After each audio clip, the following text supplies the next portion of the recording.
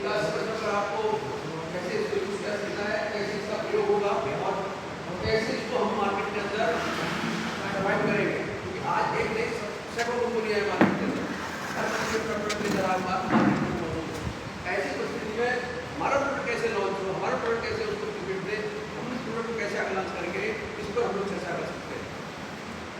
अब क्या product rate दे सकती है, प्रोडक्ट देने की कोई बात नहीं होती। हाँ, जैसे देखिए अभी आप में प्रोडक्ट ब्लैक होती, ठीक है, ब्लैक होती। अब हम क्या है कि जब कोई फसल लेते हैं, चाहे वो गेहूँ की हो, धान की हो, गन्ना हो, फलदार वृक्ष हो, सब्जी हो, हर क्रॉप का एक जो भोजन है वो है तो 3 फेज लगता है, नाइट्रोजन, फास्फोरस, पोटाश। नाइट्रोजन इसको मीडिया से देते हैं, फास्फोरस इसको सुपर देते हैं या डीएपी से देते हैं, पोटाश इसको पोटेशियम क्लोराइड सल्फेट से देते हैं, इसको एमओपी कहते हैं मेरा पोटाश। ये अगर न दिए जाए फसलों को तो हमारी फसल अपना लाइफ साइकिल पूरा नहीं कर सकती। लेकिन आज की सबकी जरूरत क्यों पड़ गई? ये कोई खाद नहीं है, ये कोई पोषक तत्व नहीं है, ये कोई इसके अंदर न नाइट्रोजन है, न फास्फोरस है, न पोटाश है, कुछ नहीं है, लेकिन इसके अंदर बहुत कुछ है, बहुत कुछ। इसलिए आज की जो हमारी वर्तमान की स्थिति है उसका कारण एक सबसे ज़्यादा कि हमारे जो हमारी फार्मिंग है वो धीरे धीरे धीरे केमिकल बेस्ड हो गई। DAP, NPK, urea, phosphorus, potash इन पर बेस्ड हो गई केमिकल पर। नाइट्रोजन तो पहले भी चाहिए थी, लेकिन नाइट्रोजन का स्रोत था कंपोस्ट खाद, नाइट्रोजन कंपोस्ट था हरी खाद। लेकिन आज क्या हो गया, उसका जगह ले लिया यूरिया ने, उसकी जगह ले ली डीएपी ने। ठीक है, अच्छा है, ले लिया, कोई दिक्कत नहीं, उससे फायदा ही हुआ, नुकसान नहीं हुआ। लेकिन जो साइड इफेक्ट आया, वो साइड इफेक्ट आया कि जमीन की जो उर्वरा शक्ति थी, जो जमीन की पावर थी, अपनी निजी पावर थी, वो धीरे धीरे धीरे धीरे माइनस में जा रही है। अभी खत्म नहीं हुई है, लेकिन धीरे धीरे जा रही है और चली जाएगी। कारण क्या है कि एक बोरी यूरिया का बैग ले जाना बहुत आसान है और 10 डॉलर बोरी खाद ले जाना कठिन। पहली बार उपलब्धता नहीं है, क्योंकि पशुपालन खत्म हो गया, पशुपालन है नहीं, जब पशुपालन नहीं तो बोरी खाद कहाँ से आएगी? ये तो खाली छोड़ने का समय नहीं है, नहीं खाद में होता नहीं।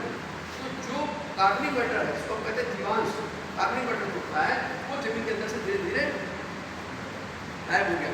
साइंस बहुत बड़ी है, उस साइंस को समझने के लिए बहुत लंबा समय लगेगा, लेकिन आपको शॉर्ट समझाना चाहूँगा कि जमीन के अंदर कोई पोषक तत्व हम डालते हैं या हम खाते हैं, उसको एक सूक्ष्म बीज को बैक्टीरिया कहते हैं या सूक्ष्मजीवी कहते हैं, सूक्ष्म जीवाणु जो हमको दिखाई देते हैं, वो इन सब चीज़ों का परिवर्तन करते हैं, हमारे पेट के अंदर भी करते हैं और जमीन के अंदर भी।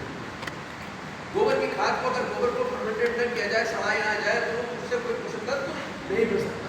हम भोजन लेते हैं, रोटी लेते हैं, दाल लेते हैं, चावल लेते हैं, जूस पीते हैं, फल खाते हैं, ड्राई फ्रूट खाते हैं, क्या इनसे सीधे हमको पोषक तत्व मिलता है? नहीं मिलता। उसकी प्रक्रिया के पेट में जाने के बाद वो डाइजेस्ट होता है, उसको डाइजेस्ट करने में बैक्टीरिया काम करते हैं, और वो बैक्टीरिया जब उसको डाइजेस्ट कर देते हैं तो उसमें पोषक तत्व को बाहर कर देते हैं और बाकी जो अवशेष है उसको टॉयलेट से बाहर कर देते हैं। ये प्रक्रिया जमीन में होती है। इस प्रक्रिया को जमीन पूरा करने का काम बैक्टीरिया करते हैं, और उन बैक्टीरिया का जो भोजन होता था जीवांश, या जिसको कहते हैं हम फसलों के अवशेष जो सड़ जाते हैं, गल जाते हैं, उनका भोजन। हमारी बॉडी में भोजन क्या है? फाइबर।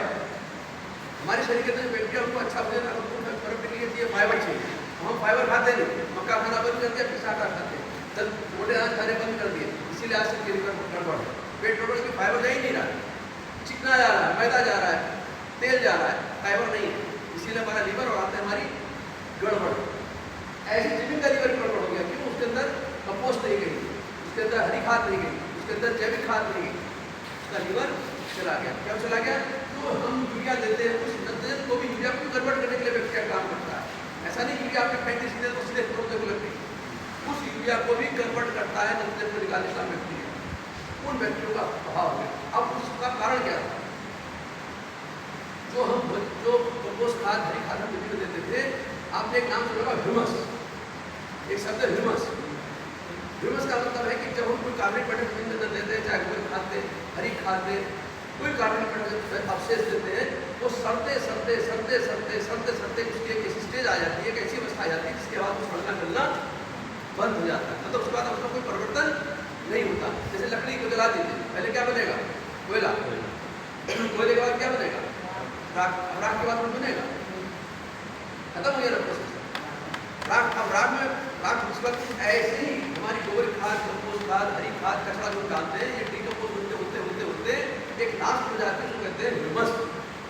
उसको बनने वर्षों लगते हैं, ठीक है।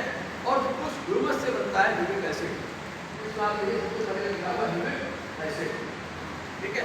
ये ह्यूमिक एसिड क्या काम, यही ह्यूमिक एसिड क्या करती है, इस ह्यूमस से ही बैक्टीरिया को प्रोडक्शन होता था। और ये ह्यूमस जो है जमीन के अंदर जो हम भोजन पदार्थ देते थे उसको कन्वर्ट करने का काम करता है। अब जमीन के अंदर क्या हुआ कि ह्यूमस खत्म होता जा रहा है। आप इसका सिंपल उदाहरण ले सकते हैं कि हम आज हम लोग शहर में रहते हैं, कोई दिक्कत नहीं, लेकिन जो हाई प्रोफाइल में रहते हैं, महानगरों में रहते हैं, उन लोगों को विटामिन डी की गोली खानी पड़ती है। क्यों खानी पड़ती है? क्योंकि उनको सूर्य के दर्शन नहीं होते, इसलिए उनकी हड्डियाँ कमजोर है। कैल्शियम नहीं मिलता, कैल्शियम गोली खाते हैं। क्यों? दूध पीते नहीं, तिल के लड्डू खाते नहीं, तिल खाते नहीं, कैल्शियम कहाँ से मिलेगा? ऐसे ही जमीन के अंदर जब कंपोस्ट जाना बंद हो गया, धीरे धीरे क्या हुआ, ह्यूमस गायब हो गया। अब ह्यूमस जब गायब हो गया तो क्या किया गवर्नमेंट को, साइंटिस्टों को ह्यूमिक एसिड बाहर से देना। ये ह्यूमिक एसिड अब ये ह्यूमिक एसिड जाता है तो हमारी जमीन के अंदर जो फर्टिलाइजर पड़ा हुआ है या जो हम देते हैं उसको ये कन्वर्ट करके पौधे को सप्लाई देता है, पौधा हमारा तेजी से सर्वाइव करता है।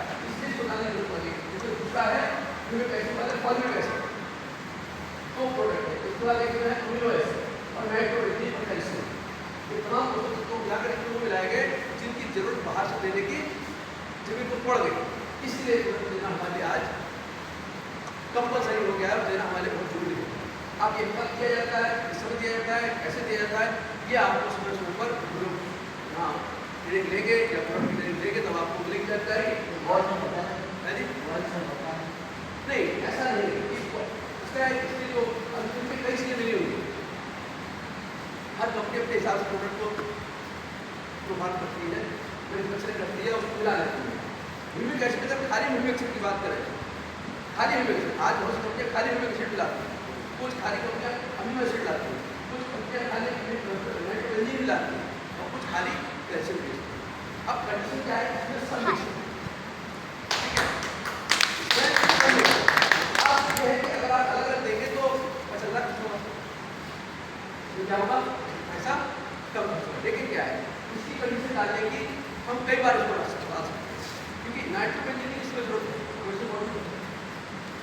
ह्यूमिक एसिड इसमें जरूरत होती है। तो ह्यूमिक एसिड हम उसको बेसन में देते हैं तो सबसे अच्छा लाभ हो जाएगा।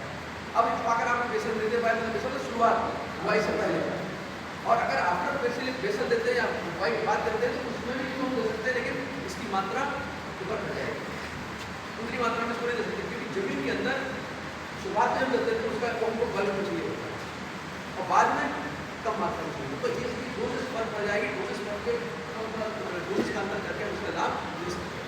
इसके अलावा एक